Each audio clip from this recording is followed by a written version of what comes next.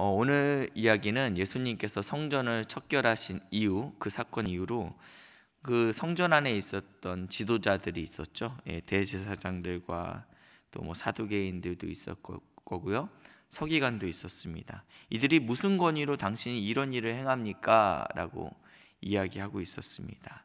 그러니까 이제 예수님께서 이렇게 얘기합니다. 성경에 건축자들이 버린 돌이 모퉁이의 머릿돌이 되었느니라. 그러니까 너희가 건축자다. 너희가 어떤 건물을 지은데 굉장히 전문가적인 소견을 갖고 있지만 너희가 나를 알아보지 못하고 있다라는 이야기를 이렇게 돌려서 하신 것입니다. 근데 이 얘기를 들은 대제사장들과 바리새인들이 자기들을 가리켜 말씀하신 줄 알고 잡고자 하였다라고 이야기가 끝나면서 논쟁들이 일어납니다. 이유는 뭐냐면 예수를 잡고자 함입니다. 그래서 저희가 이제 어제 본문에는 세금 논쟁이 있었죠. 바리새인과 헤롯 당이 예수님께 찾아와서 말에 올무에 걸리게 할까 해서, 그러니까 행동으로 봤을 때 예수한테 책 잡힐 것이 하나도 없으니까 어떻게 하냐면 말의 실수를 잡자. 그래서 예수님께 와서 우리가 세금을 내는 것이 옳습니까? 아닙니까? 세금을 낸다고 이야기하면 이거는 지금 많은 백성들에게, 로마에게 우리가 그러면 우상 숭배하는 거냐 이렇게 책을 잡힐 수 있고, 내지 말아라 하면 이건 로마에 반역하는 거냐, 그러니까 이러지도 못하고 저러지도 못하는 상황 가운데, 그러니까 말의 꼬투리를 잡고 싶었던 거예요.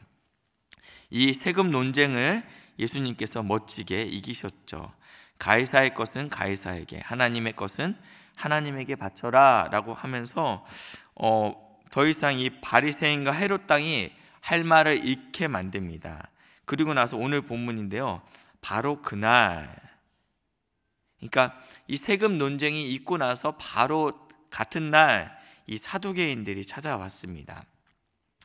사두개인들이 예수님께 이제 도전장을 내민 것입니다. 어떤 것이 궁금해서 질문하는 것이 아니라 이기려고, 꺾으려고, 넘어뜨리려고 질문하는 것은 굉장히 곤혹스럽습니다. 그렇죠? 내가 저 사람을 이겨봐야 되겠다. 내가 저 사람의 말실수를 잡아야 되겠다. 지금 그렇게 다가왔다라는 것입니다. 지금 사두개인과 바리새인은요, 극과 극입니다. 서로 굉장히 사이가 좋지 않습니다. 근데 그런 지금 바리새인들이 예수 앞에 넘어졌어요. 그러니까 이때가 기회다. 우리가 이때 예수를 넘어뜨리기만 하면 우리는 모든 것을 이긴다. 이런 지금 각오로 예수께 나왔던 것 같습니다. 이 사두개인을 소개할 때 뭐라고 표현하냐면 부활이 없다는 사두개인들이, 이렇게 표현합니다. 이 사두개인이라는 이 단어, 어원 자체가 그 다윗과 솔로몬 시대의 대제사장이었던 사독에서부터 유래됐다고 생각합니다. 그러니까 대제사장의 가문입니다. 그러니까 뼈대가 있는 가문이죠. 뼈대가 있는 가문이죠. 근데 이 대제사장에게는요, 정치력이 있을 뿐만 아니라 재정적인 능력도 있었고 또 종교적인 힘도 갖고 있었습니다. 이들은 친로마 정책을 폈습니다. 왜냐하면 모든 권세가 누구로부터 오고 있어요? 지금요? 로마로부터 오고 있지 않습니까? 당시 대제사장은 혈통에 따라서 나오는 것이 아니고 로마에서 지정해줘야지, 임명해줘야지 대제사장이 될 수 있었던 거예요. 그러니까 예수님께서 성전을 엎으실 때 네가 무슨 권세로 그러느냐, 이 말에는요, 내가 돈 내고 로마에서 이 라이센스를 땄는데 지금 너 여기서 내 영업을 방해하고 있어, 이런 느낌이에요. 나는 로마 황제로부터 내 권위를 이임받았는데 넌 도대체 누구 권위로 이러는 거야? 라고 이야기하는 거예요. 그러니까 로마와 굉장히 결탁되어 있어요. 그리고 이 정치에 굉장히 메인적인, 굉장히 거기 주에 있습니다. 따라서 납세 문제에 있어서는 굉장히 긍정적이었던 사람입니다. 그러니까 바리새인들이 납세 문제를 갖고 나왔을 때는 이 사람들은 납세 문제에 대해서 부정적이었죠. 그러니까 이스라엘 백성들이 어떻게 했겠어요? 좋아했겠죠. 근데 이 사두개인들은 로마에 붙어 있으면서 국민들의 피를 빨아먹는 그런 약간 친일파 같은 존재였어요. 그러면서 납세 문제에 대해서는 당연히 긍정적이었고 신앙적으로는 모세 오경만 받아들이고 있는 사람들이었습니다. 사도행전 23장 8절 보시면요, 사두개인은 부활도 없고 천사도 없고 영도 없다 하고 바리새인은 다 있다 합니다. 그러니까 신학적으로도 완전히 반대 부류였던 사두개인과 바리새인이었습니다. 이 바리새인들은 종교적으로 굉장히 보수적이었고 로마 정부에 대해서는 비판적이었고 그래서 대중들의 인기를 한 몸에 받고 존경받았던 사람들이 바리새인입니다. 근데 이런 지금 사두개인들이 논쟁을 걸어오고 있습니다. 모세 오경만 믿고 있는 이 사두개인들이요. 그러면서 뭐라고 말해요? 모세가 말하기를, 왜냐하면 자신이 인정하는 성경이 모세 오경밖에 없으니까 모세를 얘기할 수밖에 없는 거예요. 그러면서 이 수원법에 대해서 얘기합니다. 신명기 25장 5절부터 6절 말씀인데요, 이렇게 표현되고 있습니다. 자막이 준비됐습니다. 형제들이 함께 사는데 그 중에 한 형제가 죽었다. 근데 이 형제가 아들이 없는 상태에서 죽었기 때문에 그 죽은 자의 아내는 타인에게 시집가지 말고 남편의 형제가 그 형수를 취하라 라는 이야기입니다. 그래서 남편의 형제된 의무를 다 행할 것이다 라고 이야기하는 것이 이제 수혼법입니다. 근데 이것을 거부할 경우에는요, 9절 10절입니다. 9절 10절에는요, 신명기 25장 9절 10절입니다. 내가 형수를 취하고 싶지 않은 거예요. 내가 이것이 부담스러운 거예요. 그렇게 하면 어떻게 되냐면요, 그 형제의 아내가 장로들 앞에서, 다른 성경에 보니까 성문 앞에서 이렇게 표현되고 있어요. 성문이라는 것은 거기서 모든 재판이 이루어지는 공공장소입니다. 그러니까 모든 사람이 보는 앞에서 그 자기 남편의 형제의 발에 신발을 벗기고 얼굴에 침을 뱉으라. 그러면서 그 형제의 집을 세우기를 즐겨하지 아니하는 자에게 이같이 할 것이다. 굉장히 치욕적이잖아요, 그렇죠? 모든 사람이 보는 앞에서 형제의 의무를 다하지 않는 사람 신발을 벗긴 다음에 얼굴에 침을 뱉은다. 이런 수치가 있음에도 불구하고 거부할 만큼 부담스러운 명령입니다, 사실은요. 여러분들이 잘 알고 있는 이 룻기가 이런 내용들을 담고 있습니다. 보아스가 나오미와 그 형제, 룻기 4장 3절 6절 잠깐 보시겠습니다. 보아스가 그 기업 물을 자에게 이르되 모압 지방에서 나오미가 돌아왔는데 생활에 여유가 없는 거예요. 그래서 자신의 남편 엘리멜렉의 소유를 팔려 함으로, 당신은 땅을 팔거나 사거나 할 수 없습니다. 왜냐하면 하나님이 주신 유업이기 때문입니다. 기업이기 때문에 팔 수 없기 때문에 경제적으로 어려웠을 때 잠시 양도할 수 있어요. 그렇지만 50년이 지나면 돌려받을 수 있죠. 희년에 하나님이 법으로 정하셨기 때문에. 근데 아마 모압에 가면서 이 땅을 놀릴 수 없지 않습니까? 그래서 이렇게 잠시 양도했던 것 같습니다. 근데 삶이 너무 어려우니까, 그리고 또 대가 끊어지지 않았습니까?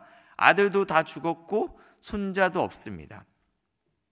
그래서 이 엘리멜렉, 자기 남편의 소유를 이제 영구히 팔 생각이었던 것 같습니다. 근데 모르는 사람한테는 팔 수 없고 자신의 형제들한테, 이제 가까운 친척들에게 팔 수 있었기 때문에 이제 보아스가 기업 물을 자에게 이렇게 얘기하는 겁니다. 그래서 이제 4절 보시니까 내가 여기 앉은 이들과 내 백성의 장로들 앞에서 이것을 사라고 내게 말하여 알게 하려 하였노라. 그러니까 모든 사람들 앞에서 이 땅을 사라라고 얘기하니까 뭐라고 얘기하냐면 내가 사겠다, 내가 물으리라 라고 이야기합니다. 그러니까 지금 경제적으로 좋은 것만 보고 나니까요, 보아스가 이르되, 바로 5절에서 얘기합니다. 내가 나오미의 손에서 그 밭을 사는 날에, 네가 그 경제적인 이득을 취하는 날에는 어떤 것도 해야 되냐면 죽은 자의 아내 모압 여인의 룻도 함께 취해야 해서 그 죽은 자의 기업을 이어야 한다라고 얘기하니까, 이 기업 물을 자가 뭐라고 얘기하냐면 내 기업에 손해가 있을까 하여 나를 위하여 물으지 않겠다라고 얘기합니다. 더 이상 자손들이 없기 때문에 내가 이걸 사면 이 땅도 이제 내게 되는 거예요. 왜냐하면 50년이 돼도 돌려둘 자손이 없잖아요. 그래서 산다고 했는데 지금 이 룻을 생각하지 못한 겁니다. 그러니까 그럼 네가 룻도 취해야 된다라고 얘기하니까, 그러면 나는 안 할 거야. 왜냐하면 그 룻을 통해서 낳은 자식은 자기 자식이 아니거든요. 그리고 그 땅을 다시 돌려줘야 되기 때문에 내 기업에 손해가 있을까요? 난 이거 물으지 않을 거야 라고 이야기합니다. 레위기 25장 25절에는요, 레위기 25장 25절입니다. 만일 내 형제가 가난하여 그의 기업 중에 얼마를 팔았으면 그에게 가까운 기업 물을 자가 와서 그 형제가 판 것을 물을 것이다 라고 이야기한 이 법에 굉장히 부담스러운 법이죠. 나의 친척이 경제적으로 어려워서 자신의 소유, 하나님께 속한 자신의 소유를 팔았으면 가까운 형제가 이것을 갚아야 줘야 된다 라고 얘기하는 것입니다.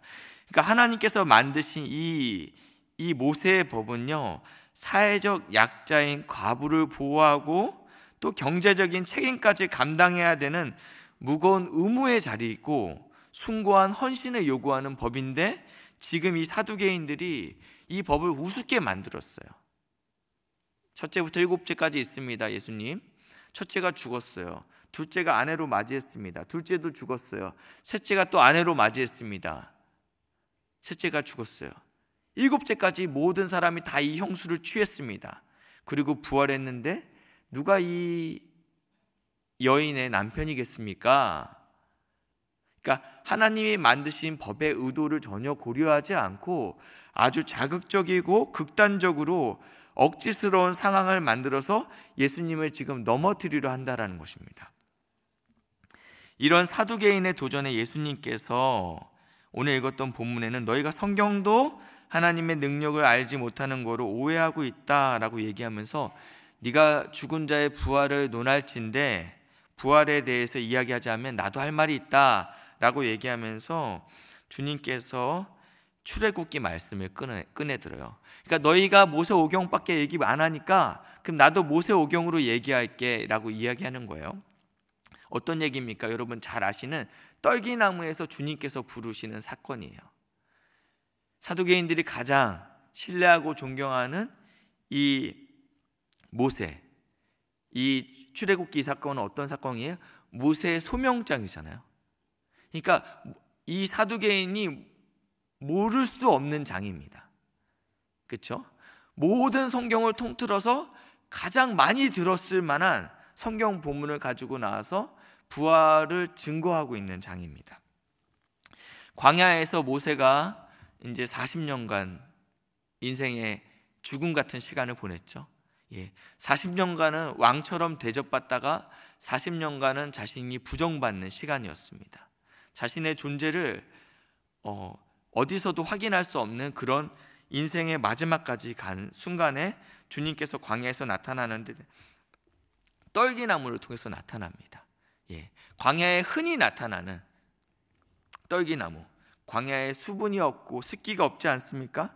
불이 붙으면 순식간에 사그러들어 버리는 볼품없는 그 나무에 주님께서 임재하십니다. 모세가 신기해서 이제 그 떨기나무로 가까이 갔을 때 주님께서 말씀하시죠. 나는 내 조상의 하나님, 아브라함의 하나님, 이삭의 하나님, 야곱의 하나님이라. 시간적으로 야곱이 죽고 나서 최소 400년이 이미 흘렀습니다. 400년 훨씬 더 흘렀죠.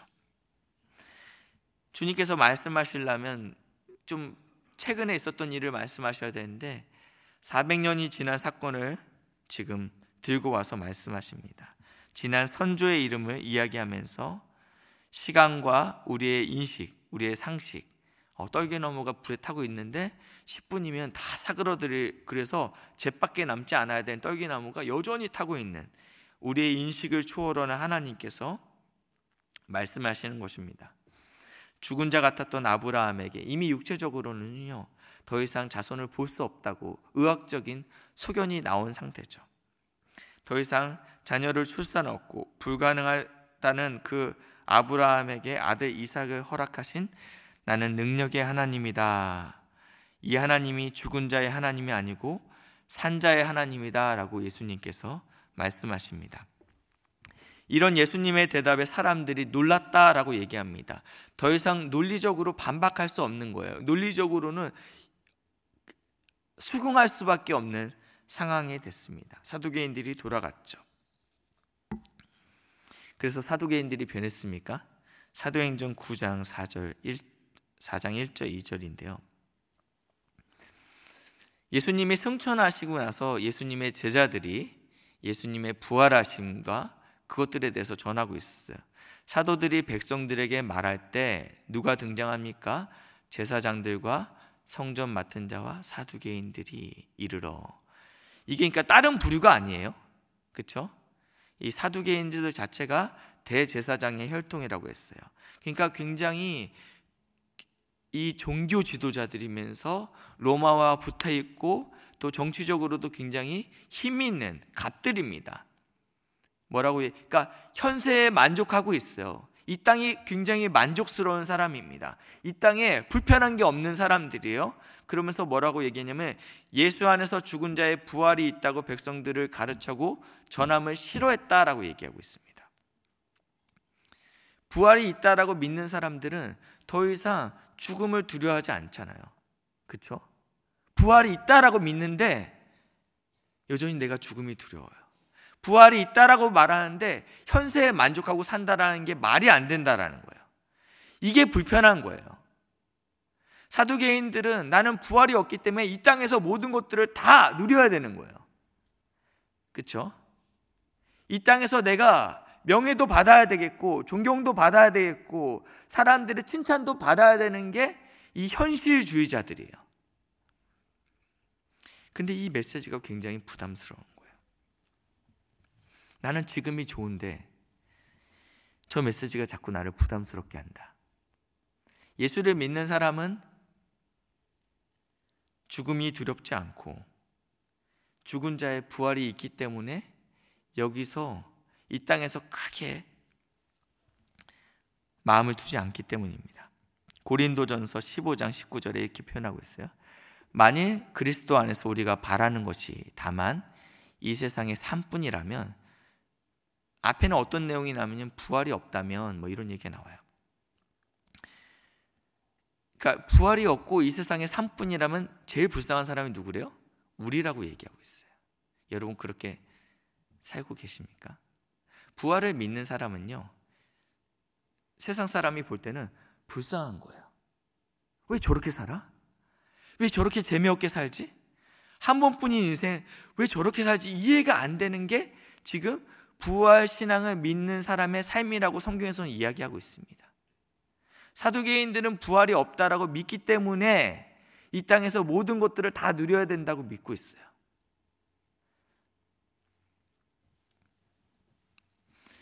저희가 불렀던 찬양 3절 가사는 이렇게 나오고 있어요. 선한 싸움 다 마친 후에.